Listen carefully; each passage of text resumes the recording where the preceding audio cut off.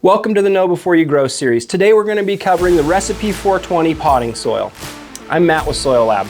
And I'm Kris of My Soil. Follow along as we rank this on smell, look and feel, nutrient levels, talk about the grow out, and give it an overall rating.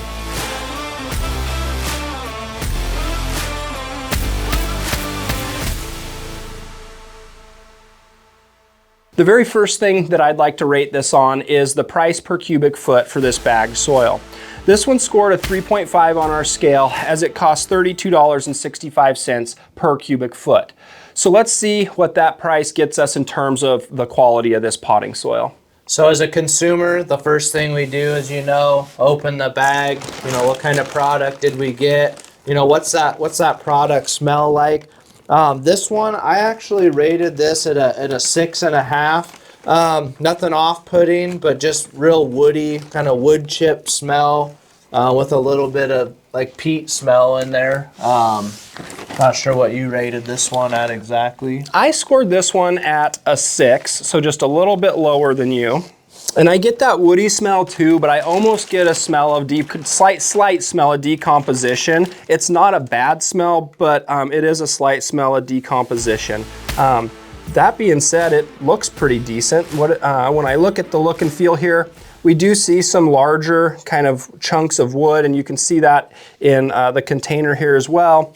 So with those larger chunks of wood, even though it has a great color, great overall texture, I had this scored as a 6 for look and feel. I scored look and feel at a 6.5, so pretty close, I guess, there. Yeah, just a lot of wood chips and woody debris, which I guess to date we've seen grow outs where these don't perform typically the best, but overall, yeah, I gave it a 6.5 for look and feel. Okay, so a bit subjective. Maybe you like this look and feel, but overall that puts us for both smell and look and feel as a 6.25 on the scorecard when we average. So I'm going to kick it over to you to talk about nutrient levels. We definitely saw something kind of interesting in this potting soil. Yeah, so as you know, with all of our bagged soils, we go ahead and run the My Soil analysis on all these soils prior to growing out plants. This particular soil, I scored it at a 7.5 for nutrient levels. An interesting thing about this one is most of our macronutrients were great except for calcium and magnesium fell below, right at or and below the optimal range on this one. Micronutrients were low as we typically see, and our pH was within the optimal range. But I'll probably kick it over to Matt here. What did we see knowing these nutrient deficiencies? Yeah, so like you can see on the soil test report, and like Kris mentioned, we were deficient in magnesium and we barely had enough calcium. What we saw during this grow out is they came out of the ground just fine. You can see the lettuce started off, put some leaves on, but immediately in those first couple of weeks, we started to see what you would call interveinal chlorosis. So we saw yellowing between the veins of the leaves.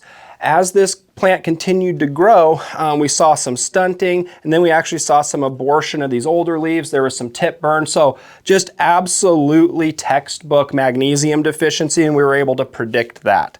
From a score standpoint, I scored this true with the nutrient density score, so just a little bit higher than Kris at an 8. But I think a point to be made here is that we can have a single nutrient that becomes the limiting factor, even when everything else lines up like N, P, and K, like we'd see on a fertilizer analysis. So that really runs us into, or maybe runs over top of a little bit of will it grow.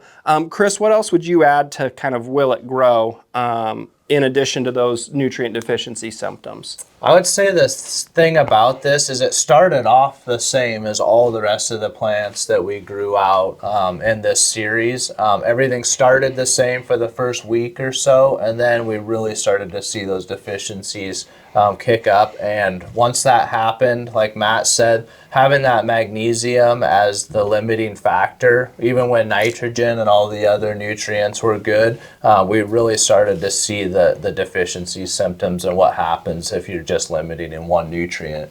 Absolutely. So, from a score standpoint, how did you score it for will it grow, Kris? I scored this one at a 3. I scored this one at a 3 as well, but I'm gonna tell you, it wouldn't take much to get this one in a much higher range. We would just need some calcium and magnesium additions pre-plant to really get this soil dialed in. Now, what contains calcium and magnesium? I'd probably look at a dolomitic lime application pre-plant to get those up into that optimal range. Another option, depending on what species you plant in this soil, is you could do foliar applications that contain magnesium and calcium as well. Certainly.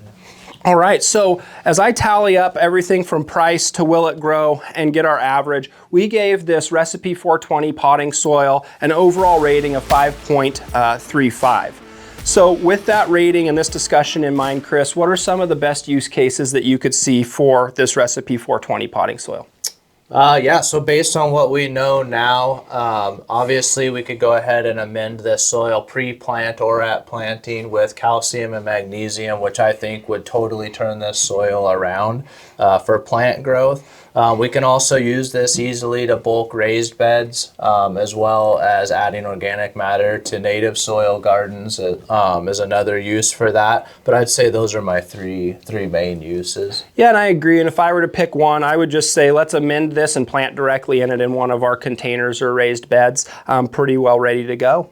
Well, hopefully we answered some of the questions that you had about this Recipe 420 potting soil. We sure appreciate you guys recommending that we do a grow out in this one. It was definitely a unique grow out compared to a lot of the others that we've done. If you'd enjoyed this, please like, subscribe, hit that notification bell, and we'll look forward to seeing you again soon back in the lab.